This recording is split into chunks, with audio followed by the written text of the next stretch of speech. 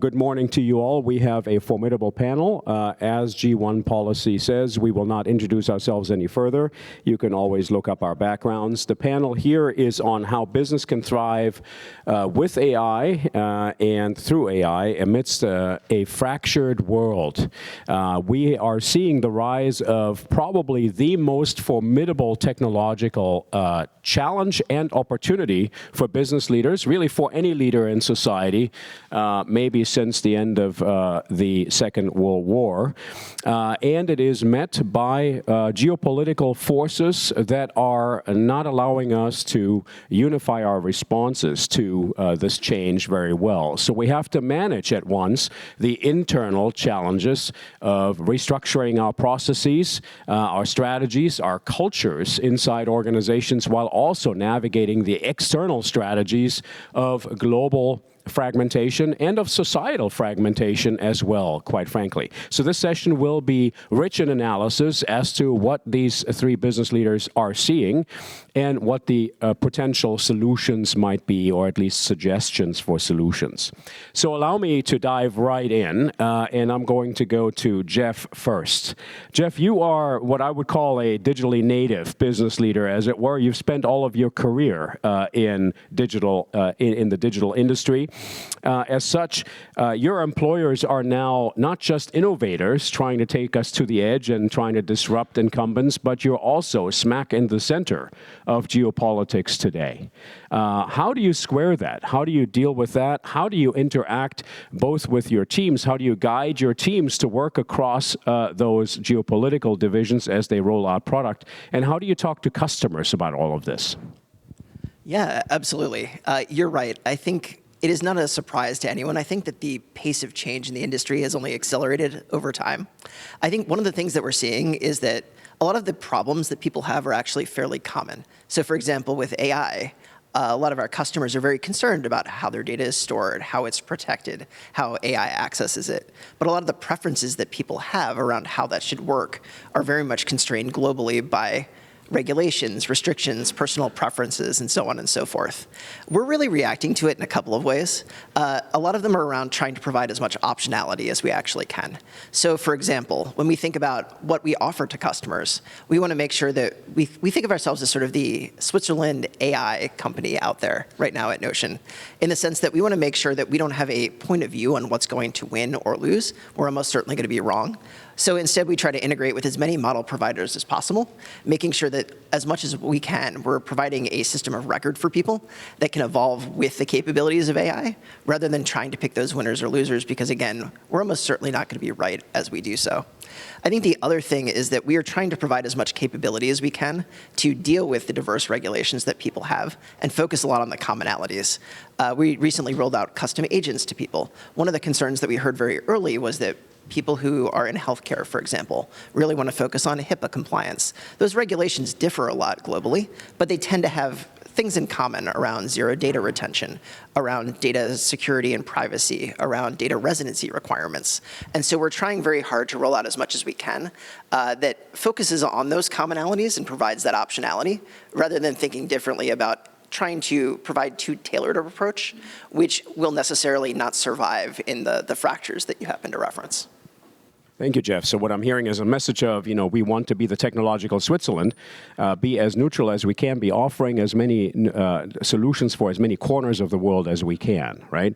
We're going to dive into that a little bit more in the conversation, but for now, I'd like to go to Jenny on this and say, Jenny, you are the dean of a top 7 global business school at the #1 public university around the world. A lot of the AI models that are now out there have their roots at Cal, at Berkeley, of course. But in our educational mission, we tend to be on the receiving end of having to implement those models, right, while also dealing with the social fragmentation that is now so characteristic of our economies. How do you deal with that as an educational leader? How do you deal, what disruptions do you see from both AI and fragmentation, maybe particularly social fragmentation? And how do you deal with that as a leader in education? Yeah, well, it's a very interesting time on American university soil right now. And we're doing a couple of things, some of which are very, very different from what we've done before, some of which are very, very similar to what we've done before. Let me take the polarization issue. We're greatly concerned with issues of global polarization. I'm a social psychologist by training, and polarization has been a feature with humanity since time immemorial. And so what we've done across the campus is develop a whole curriculum around talking across the divide, which we encourage students from all of our different schools and majors to participate in. We have top faculty teaching in these courses, and it really helps students think about how to talk with people who have very, very different views from your own, and how to incorporate their thinking and come up with, more robust solutions, if you will. So that's one sort of line of focus that we have campus-wide. At the Haas School of Business, one of the colleges on the UC Berkeley campus, we have been very, very scrappy in how we've addressed the challenge and opportunity of AI. What I will say is that our faculty have been, including myself, I'm a researcher, we've been using large language models for 10 years already. And the computational science movement, we've been at the sort of leading edge of it in terms of our faculty research and tools. What we hadn't done as much of is incorporated into our curriculum. And so what we've done is we've fast-tracked, and I know this is a funny term to have fast track and university in the same sentence because usually we're very slow, but we fast tracked an AI certificate for our MBA students. In fall, when they came to campus, there was no certificate program. Now there is. Our students graduating in May can graduate with this certificate. They take a set of courses from about 40 options that we have significant AI content in those courses, and then they take a core course that we specifically designed and is led by our AI-forward faculty. It's team-taught. We focus on strategy, management, technology, and ethics. Our goal is for our students to come out not just knowing how to use tools of AI, but actually to be able to lead with AI. And of course, we have a long and distinguished history of being able to contribute to AI. Perplexity, Databricks are all companies that have come from Berkeley and more. So we're finding many, many ways to be very scrappy in disrupting our curriculum. We're even developing short module courses, an hour on a Sunday to get tooled up, taught by one of our most savvy students who's really become an expert in using the AI tools. This is something we would never have done before. Our faculty are now thinking about changing curriculum not every 5 or 10 years, which is what we were doing previously, but literally every semester, if not every week as the news comes in. So we're really trying to get out in front of it. And at Berkeley, we have that mantra of change makers, right? That is the whole culture of the university. So now we're having to eat our own medicine, as it were, take our own medicine, of course, and we'll dive more into what that looks like in the coming conversation. Tatsuo-san, I want to come to you now. You're also affiliated with the university. You wear a couple of different hats, right? Both in finance and in the university, and the overlap between both, and we're going to talk about both. But what's your reaction to what Jenny had to say just now? Is it the same picture at your university in Japan, or is it different? Maybe because Japan is at a different point in adopting, at a different geopolitical situation as well. Yes. Sorry. Thanks for having me today. As you pointed out, I do wear multiple different hats. I've been a long time private equity investor, mostly investing in small to medium-sized businesses in Japan, largely driven by succession issues. I've been recently appointed as what is effectively CFO of my alma mater, Keio University. So I've been sort of sitting in the front row of what's happening in education, opportunity, also dilemma. The common thread in all this thing, and in terms of the word fracture in the context of Japan, is really coming from the aging of the society. We've got the declining population hitting us, and then that's really triggering increasing number of business owners wanting to exit, sell to the somebody else that are not their next generations. University's context, this is a structurally losing proposition, because unless we change the business model, which is to catering the service to young people between the age of 18 to 22 who are Japanese, right? If we don't change that, we're losing customers every year. It's a massive, massive issue. So university system across the whole, I think good number of private institutions are starting to not be able to fill their seats. So how would the infrastructure sustain, let alone trying to figure out our own financial issues in the long haul? And that's always in the back of our minds now, because national universities, Todai, Kyodai, whatever, they can always be taken care of by the government. At least that's the sense that we have. I mean, you look at the budgetary makeup, they're running a completely different business. A portion of tuition, as it relates to their budget, is very, very small. Ours is, 70% is a tuition based. And by the way, those who are paying tuition is declining. So before thinking about the technology bit, we have to figure out how to sustain ourselves. We're okay today, but 10, 15 years from now, as the payments requirements will only rise, and the limited budgetary resources that the university is able to have, how do we position ourselves? So that's kind of one big undercurrent. Technology thing creates a very interesting opportunity and also threat at the same time.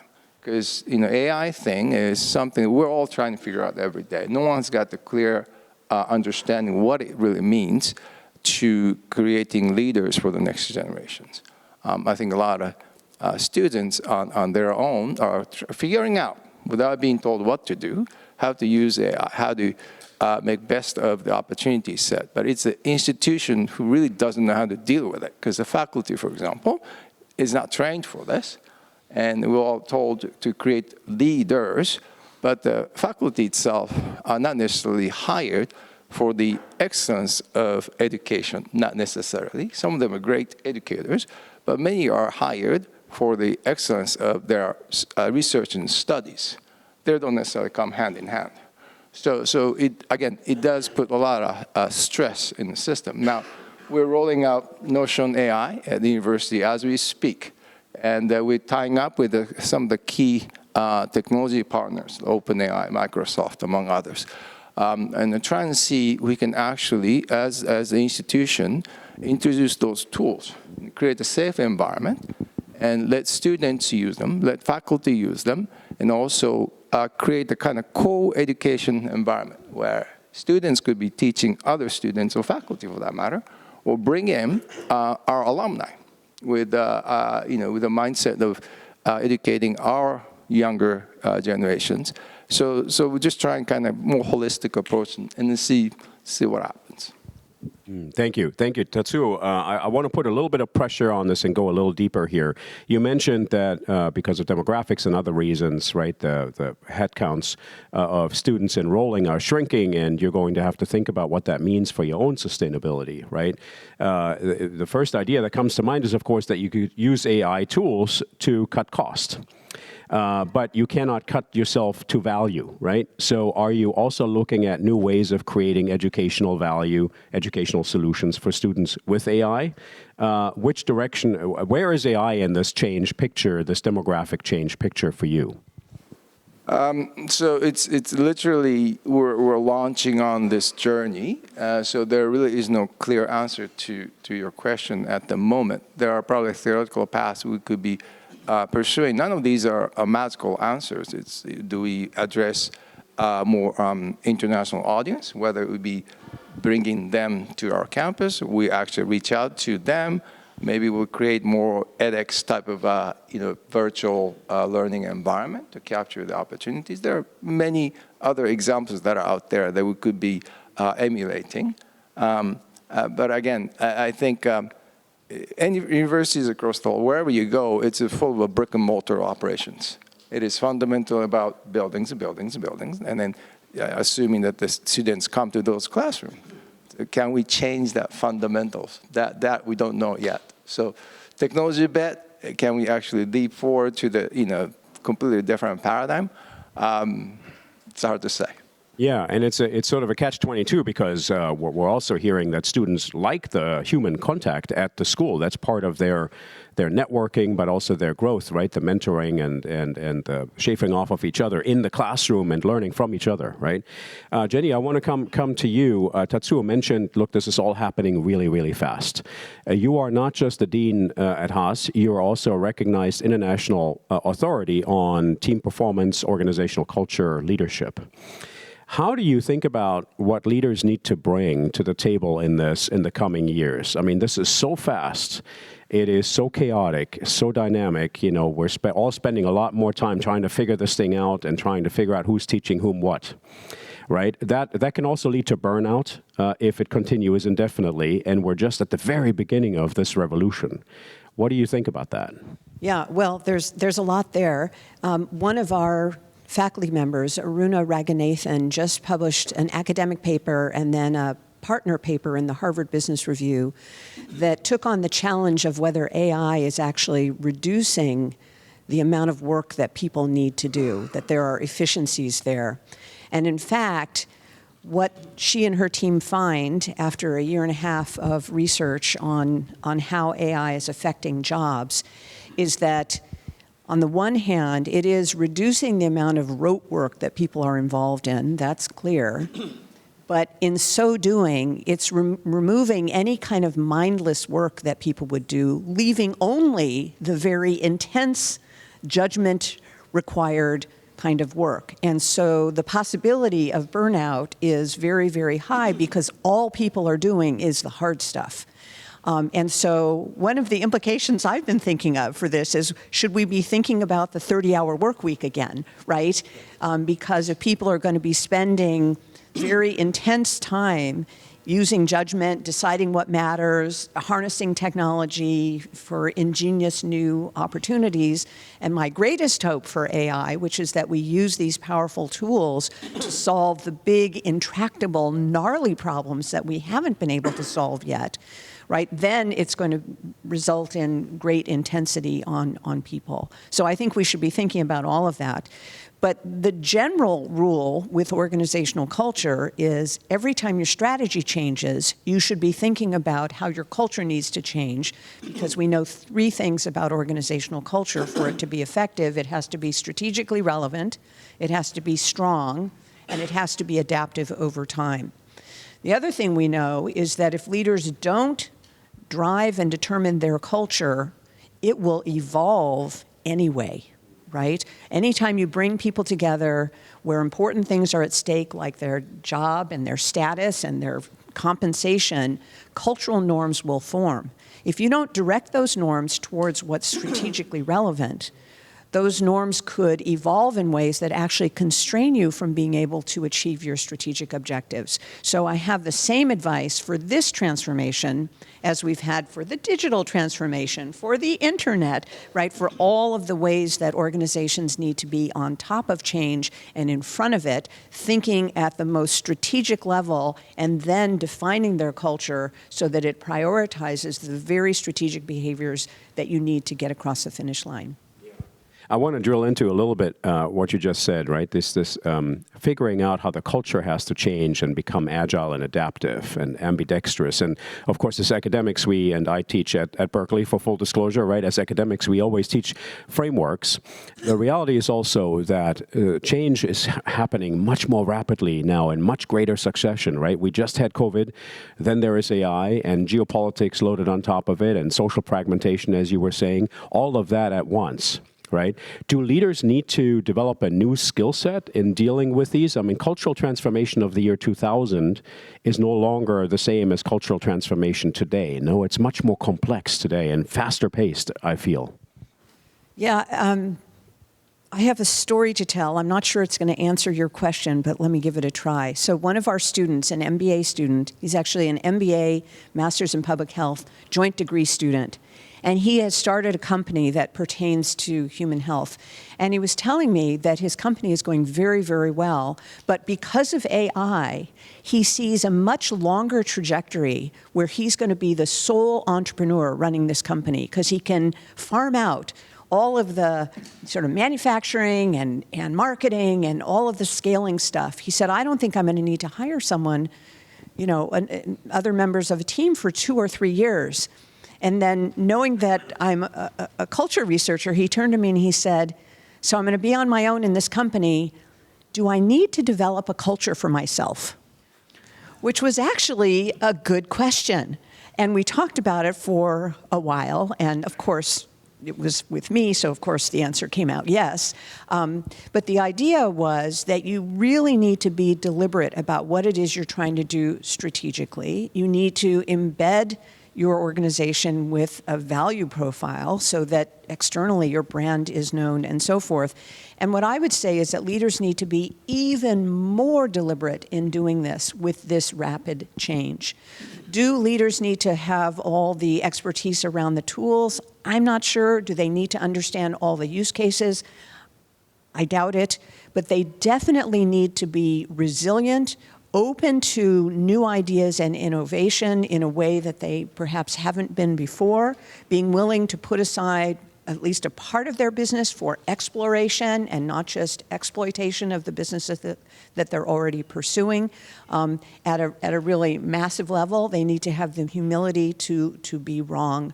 And I think these are vital capabilities. Yeah, and I think giving employees the legitimacy or the endorsement of being anxious about it and recognizing, right, picking people up where they're at, that this is fast-paced change and nobody has the real answers just yet. We're on this path together, right? Empathy. But at the same time, I think what I always come back to is humans still decide what matters.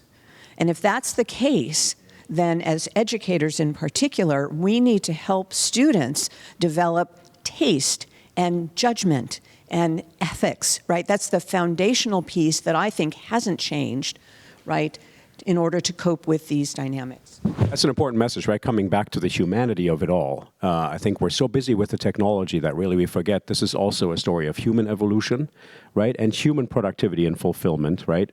I used to say to my students, and I still do, right? Business is the best way to induce change and make a better world for people with other people, but it's about people, right? Yeah. Okay. I want to come back to you, Jeff. You're in tech. Uh-oh. You're laying all this change on us, right? I'm using you a little bit as sort of an icon on that. It may not be completely accurate, right? I want to ask you 2 questions. So you said you're going to be the Switzerland. Is that really, is that not an easy out, as it were? When I'm thinking about DeepSeek, for instance, right? I don't know if you offer DeepSeek on your platform. You do? Yeah. China is, of course, a formidable force in artificial intelligence. Open weight models are China is leading on open weight models around the world. They're cheaper and they have performance proximity to the proprietary models, right? And so they're taking up like wildfire in places like Africa and other places. So we all have to reckon with that. And so the question is, you're offering all these models, but your customers still have to comply with regulations around the world, especially with U.S. regulations, of course, and their extraterritoriality, right? You cannot have U.S. data wander off onto Chinese models and chipsets and things like that. How do you integrate that in a customer proposition? Yeah, absolutely. I think, at the heart of what you're saying, right, is you're right, I am in tech. But I think one of the interesting things about that is the fact that we are both producing AI products and we are also being impacted by them simultaneously. And so that's a tension that we have to manage from an organizational standpoint, going back to what we were just talking about. all of the time.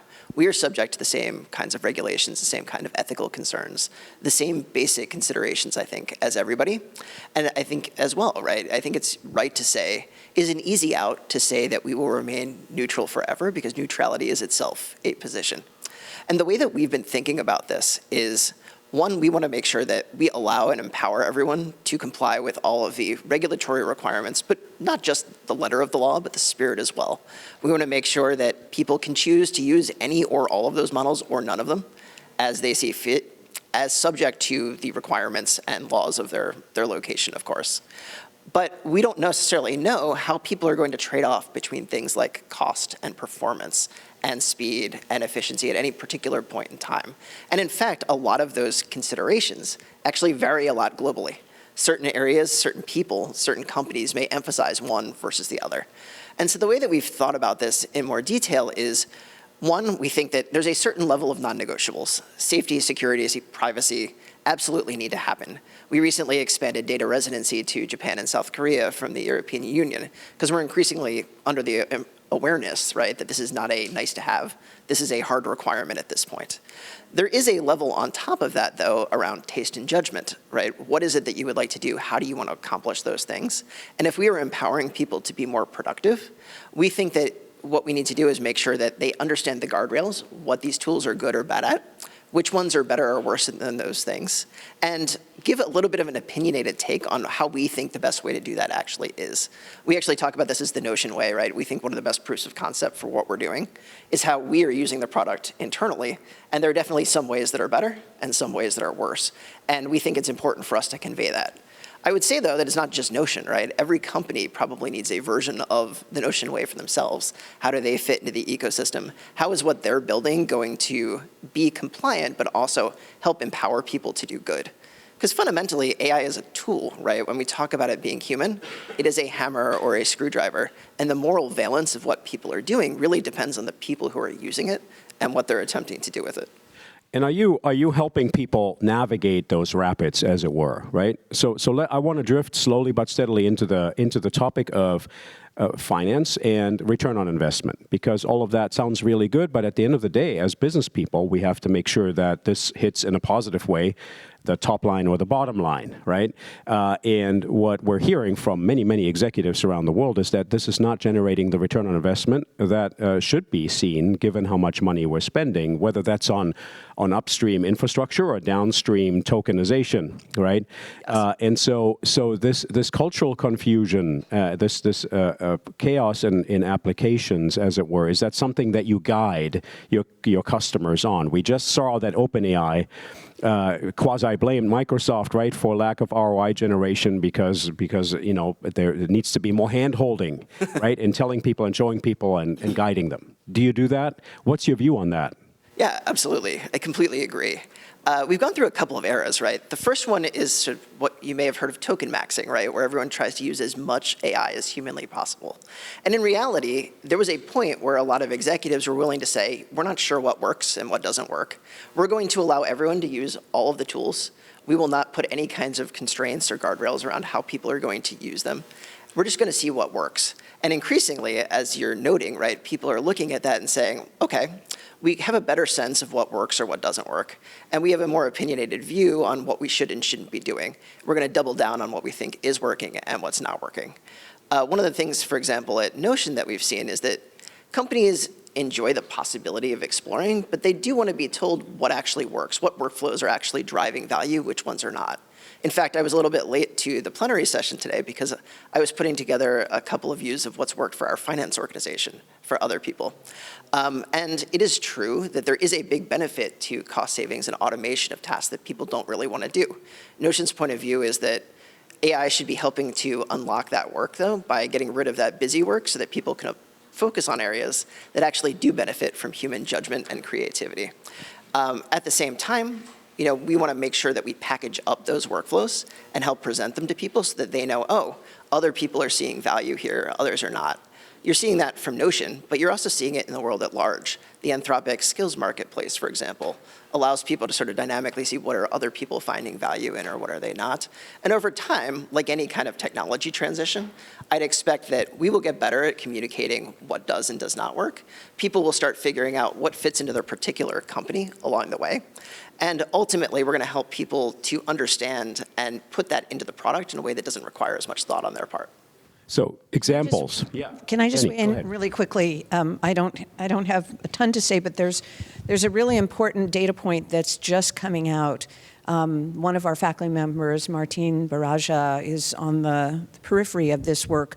But what research has shown is that large organizations are accelerating their growth and strategic execution by about 10% with AI.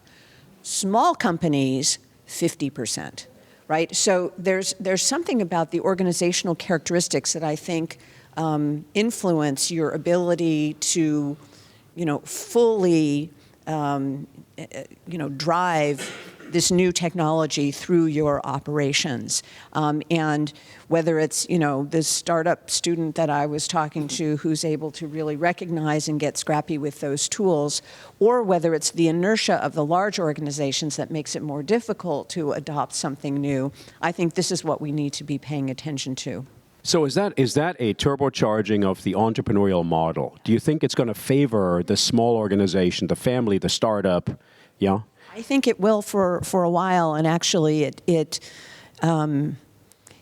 makes me feel comforted because UC Berkeley has the largest number of venture-backed startups of any university on the planet, according to PitchBook, for the last 3 years. And I think our students are particularly well positioned to really thrive in this entrepreneurial context that's going to allow for all kinds of new ideas and new approaches. One of the things that we're focused on in the university as a whole is bringing the upstream health-related discoveries from the hard sciences, chemistry, biology. We have Jennifer Doudna, who's won the Nobel Prize in 2021 for CRISPR, which is a foundational discovery for gene editing. How can we get those discoveries out to the people and organizations and markets who can benefit from them much more quickly than we have in the past? Those are some of the big questions that we're thinking about. Tatsuo. If I could, so looking at the small to medium-sized companies we've invested in Japan all across the last 25, 26 years or so, technology question has always been a little bit of a big sort of a black hole, because the gospel of technology improvement, it really doesn't reach out to normal businesses. Because simply put, they don't have any IT agents, whether it be people agents or robots. Either way, they don't know what to do with it. Right? So in a way, over the course of the years, we decide to be the sort of a center of excellence provider as an investor to our portfolio companies, trying at least to share different ideas to implement, different tools to implement. But still, it remains today not that straightforward. So entrepreneurial settings, where the new businesses are being formed, perhaps with the technology-savvy entrepreneurs, I think impact is massive. Right? And I think the user interface has become a lot more natural. So all the more, I think the delta you could see today is very big. It's those that are stuck in the middle, that are operating like a traditional businesses, but should be able to become more agile, or otherwise they would be just become obsolete. And then, so that's where the bulk of employment is, if you think about it in the context of the U.S. or Japan. And as a society, we need to figure that one out. So I think what you're talking about is the medium-sized businesses, right? Like family companies that have reached mid-size, that are very successful at what they do, but now there is this revolution and they don't have the deep pockets of the large ones nor the agility of the small ones, right? How do you fix that? I mean, you're an investor who you say you step in and you help with that, but what are the mechanisms we need to develop to help these mid-sized businesses that are the backbone of the Japanese society, the European society, the economy, I'm sorry, and the U.S. economy, creating jobs and value? So in terms of providing tools and providing access to different tools and then perhaps IT resources, we could be the sort of the gateway to those services. So that's fine. But whether that technology elements can be implemented is really left with the management on the ground floor. Sometimes we can go in, roll up our sleeves, and work alongside with the management. Sometimes not as well. So this is kind of still human-based try and error. And I think the point of the kind of creating the culture. The dilemma, I think, is slightly different angle dilemma is now technology is in place. It creates massive productivity enhancement, or seemingly so. But in the process, next generation or younger generation professionals, how do we turn them into the next generation leaders? Because traditionally, we're assuming they will just kind of mimic what we did in terms of skill development. In the process, they learn how to make a judgment. That process could be skipped, because if we introduce tools, reduce the number of those younger generation professionals that are possibly becoming leaders in 10 years, 15 years from now. So they could be making money in near term, but are we actually driving to, again, some sort of twilight in the future?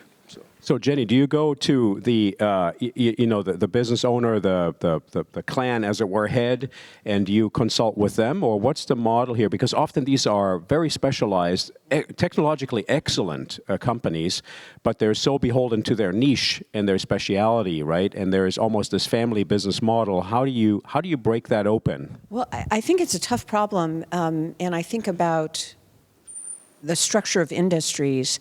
Right, the large players have the resources to invest fully and be self-sufficient in recognizing and adopting new technology. The small companies, like my students, are scrappy and can, sort of figure it out, don't need as much.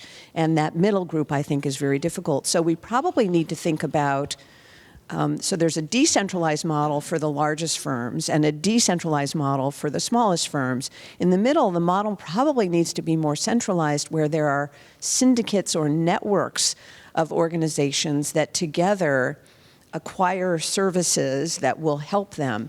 You'd probably have to avoid having direct competitors in each of those syndicates, but it sounds like this is what your firm on a small scale is doing, is providing a set of tools and some advice for how organizations can quickly adopt.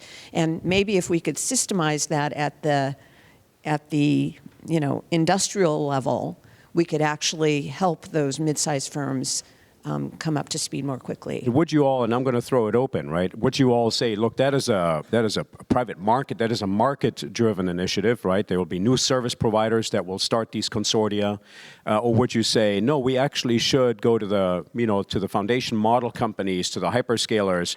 They want to set up these big data centers in communities. They have to train people in those communities as well, or is this a government thing? Who should, because it has to happen pretty quickly, right? This well, if I were in Japan, I would say it should be nationalized, right? This is how Japan has succeeded, through eras of innovation. In the U.S., I think that's a pipe dream. That just is not realistic. So, yeah, well, no. So personally, operating among private sector and then private investment stuff, I'm very against the government stepping in to manufacture some sort of a formation of a new industries. I think in the context of Japan, I think there are too many subscale businesses, simply put. So this technological wave could be actually good, sort of a push towards creating more streamlined, rationalized industry makeup in the end. In the process, there's a little bit of a pain. So politically speaking, can the politicians stay out of the way? But so that's a bit of a big if. So we have to see about that. Japan, incidentally, of course, has done really well with adoption of new technologies, automation technologies, even in very small-scale businesses, right, due to demographics. I'm thinking about mom-and-pop stores that have a lot of roboticized, cashiers, et cetera. The situation is a little different in Europe and in the United States, right? So I'm also thinking about the mom-and-pop stores that really, maybe because of the profile of the owner, don't necessarily have the means or the time, right? They're just trying to make ends meet. And that may be a different challenge, right? Any reaction, Jeff, on this one? I think one thing that I would say is one of the things that we've noticed is the biggest factor in adopting this technology is being able to understand what it can and can't do. And AI is extremely experiential. There are things that I try now that did not work in any way, shape, or form 3 months ago, but the capabilities of the models have evolved, the capabilities of how they are being exposed has evolved, and now they work. And so it's really hard, I think, to get a feel for what AI is or is not at any point in time without trying it yourself. And so what I would say is that when we see people succeed at Notion with using those AI tools inside or outside of the organization, it's because they have something that they care passionately about, and they've just tried to do it. And the factor for success is a little bit of curiosity, but a lot of stubbornness and working through all the times that it doesn't actually succeed to get to the point where it does. And so to your point, right, I think the question is, how do you expose people as much as possible to what is out there, what is possible, get them to get their hands on it and try it? And maybe that comes from private sector, maybe that comes from government, maybe there's not a perfect solution, but the more that people try and see and share, I think the better off we'll be. Well, and I just would add, we had Arden Hoffman, who's the CHRO of GM at the Haas School. She's an alum. She actually had my dad as a professor at Berkeley, which is an amazing thing. And she said something that I thought was very perceptive. She said, AI is overhyped in the short run and underhyped in the long run. And I think one of the things we want to help leaders to do is, like, they're kind of losing their minds right now with how much hype there is about AI. Find a couple of key use cases and drive them all the way through your organization. We had Nicole Lamoureux, who's the CHRO of IBM. She talked about the initial use case at IBM being the employment verification letter that has been fully automated by AI. It used to take up a lot of time. They now are 100% adopted for that use case. Figure out a use case, drive it all the way through. It's going to help you for the long run, and be really sort of systematic and deliberate about it. Which ones are foundational and strategic, right? Exactly. And then have experimentation that's thoughtful with lighthouses, right, and examples that you can flag so people have a true north somewhere cutting through the noise. I want to give each one of you 30 seconds each. We just have a minute and a half left to talk about the importance of governance in this, because we cannot really close this and go to Q&A until we've done that, right? Governance is really important, but I want to hear you, not hear me talk. Where do you think governance is today, and what is the future role of governance in AI rollout? Take it first, Jeff? Maybe I can share a story actually about governance within Notion itself. So I had mentioned earlier there was a point where a lot of people at our company were, again, trying to allow everyone the chance to experiment. And we had a bunch of projects out in the wild in our finance organization. And some of them had great traction, some of them a little bit earlier stage. But we realized that none of them were actually solving someone's full workflow. They were solving 10% of someone's day or 5% of someone's day. And it wasn't actually easy for people to explain what they were doing or share what they were doing along the way. And so we ended up finding someone who was just a personal, strong adopter of AI at the company, and we asked them to help solve this. And what they did is, first of all, they were just connective tissue, great. They could talk to everyone and understand. But they ended up organizing how we thought about it and who was allowed to have decision rights over some of this. So for example, in the finance organization, there are certain things that you just don't want people to have access to. Compensation information, financial data, et cetera, et cetera. And so what we did is we set up a GitHub repo basically to house all of these skills that people were developing. We assigned a group, a team that had responsibility for that. And we said, you're the one who can accept or reject changes that people happen to make to this. And that's how we're going to deal with safety and security. Similarly, that person also set up specific places in our data warehouse that were only exposed to some members of the company and not others over time. And that gets you to a certain point, but it doesn't scale very well. Eventually, that needs to start coming up in the organization. Some of those decisions get made more centrally, and they had to decide from a governance perspective who was responsible for it, and that was really important for us. And I think a big unlock for letting people scale and expand and experiment, but also bringing it together and saying, this is working, we're going to go with this, we're going to standardize this. Got it. Okay. A reaction before we go to Q&A? The role of ethics governance. I was just going to say, our faculty are researching this very thing. Abhishek Naragaj is looking at how if the tomb of data is based on, for example, artist production, and AI is copying what those artists have done and putting it into the corpus of knowledge, how will those artists be compensated for having essentially contributed there, right? I mean, those are very, very gnarly issues. We have one of our professional faculty who co-wrote the first legislation in the US for the state of California, the AI Transparency Act, which really helps figure out how you know what is authentic versus what's not authentic. And we have another faculty member, Toby Stewart, who is very concerned that universities are going to be obsolete very, very soon because knowledge can be produced so easily, and it's so difficult to authenticate original knowledge and distinguish it from So these are very, very thorny issues that I think we're up against, and yet I do think we'll get through them and figure out sensible things to do. Right. I guess in addition to that, the sort of ongoing discussion that I observe in our school setting is that how do we not get locked up in a particular vendor situation, right? So the pricing is one issue, which is, we like the academic discount a little bit more. No, so the pricing is one issue, but also, there are all these different technologies that are coming up. So as a users, we like to be able to adapt to something that is also frontiers, the better technology as it comes, but if we're locked into a certain platform, we won't be able to migrate, right? So that's sort of a structure that's something that we as an organization have to figure out how to deal with. We don't have a clear answer to it, but a governance as it relates to how do you kind of sustain the technology platform is also very important. Yeah, so what I'm hearing is, look, whether it's, vendor monopolies or, things like data provenance, creative provenance, all of those tell me that ethics and AI are tied by the hip, right, as we say in America. And so we have to co-think those, not just one by themselves. I want to go to the audience now. Do we have any takers for Q&A? I think our team is going to walk around. 30 seconds, please. Yeah. Let's see, the gentleman here in the front and the gentleman in the second row.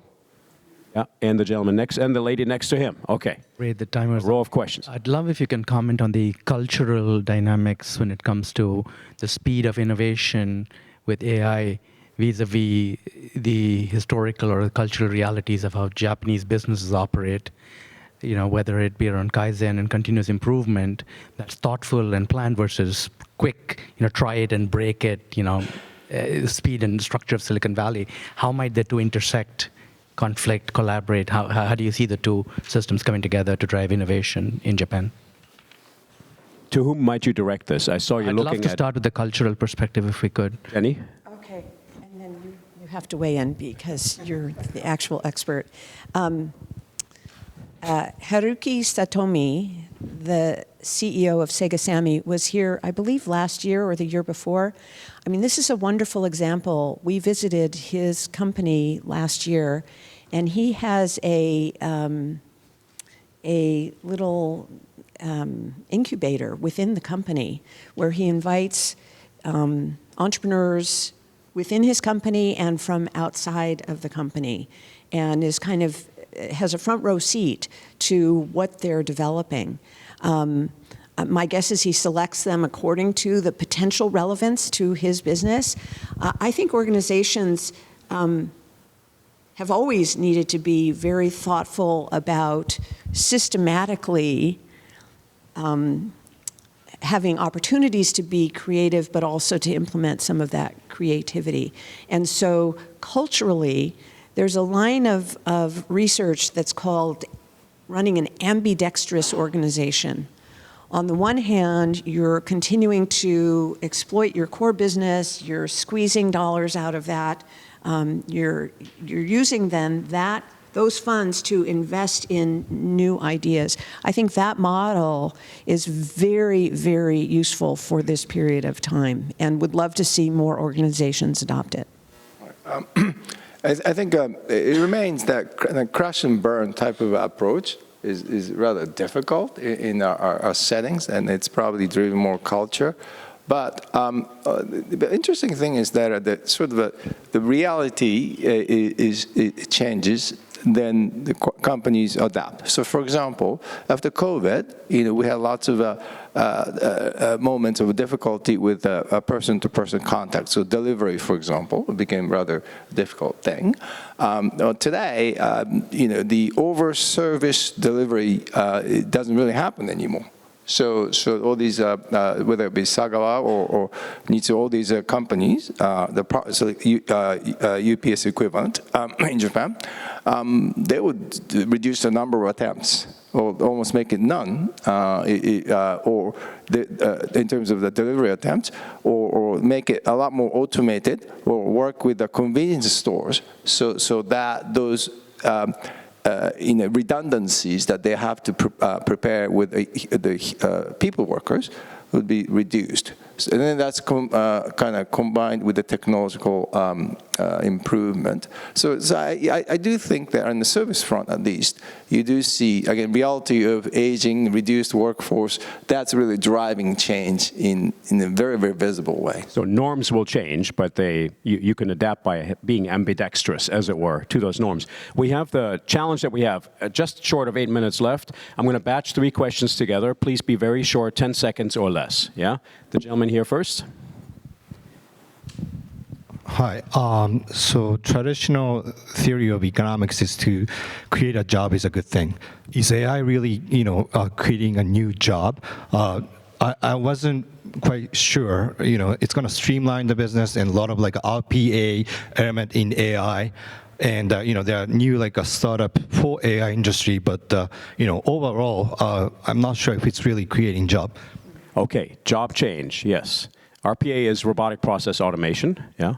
So my question is regarding longevity and education. Traditionally, the system is 3-stage: study, work, retire. If we are leading a 100-year life, how do you think education establishments should develop so as to educate at any stage of our life? And has that 3-stage life, is that now a thing of the past? And how are your institutions encouraging people in later stages in life to get educated on AI and whatever that is? Fantastic, right? So big thing questions, right? This one on changing educational paradigms. Yes. Hi. Personally, I study smart cities and mobility, and I have a question related to that. So in Japan, there are several smart city projects that have tested autonomous driving. And there's a strong risk aversion in Japan that limited to very controlled tasks. And my question, and as a result, instead of local innovation in Japan, companies like Waymo is now starting to launch, and they're testing directly in central of Tokyo, which is a more high-risk environment. So my question is, what would you take for governments to move from risk avoidance to enable real-world development? Wow, how do we, also big thing, how do we induce more risk-embracing mindsets, as it were? Yes, excellent. So what I'll do is I'll ask the 3 of you to pick one each, okay? Who wants to talk about the nature of work? Yes. No, I'll talk about lifelong learning. Lifelong learning, okay. Tackle on that. Okay. Risk? The government-related question. Yes. I guess I'll get the jobs creation. Okay. Let's do the risk first via the government. Risk-embracing mindsets. Tatsuo. So specific to the question raised with respect to autonomous drive and things like that, I sit on the board of one Japanese autonomous drive company called Tier 4, and where they're focused on really is working with the municipalities and then to try and figure out the last 1 mile bet, so the community bus service, can we automate it?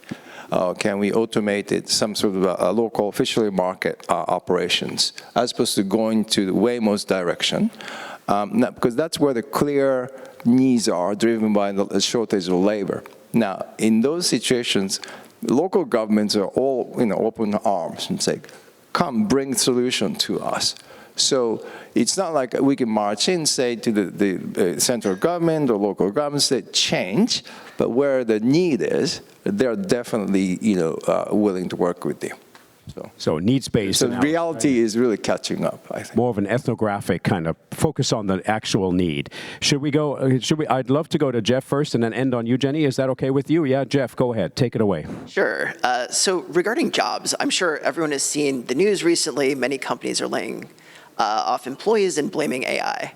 I think there's a fair amount of skepticism about whether or not that is truly AI-driven and how much of that is a convenient story, right, that we tell ourselves for other hiring decisions.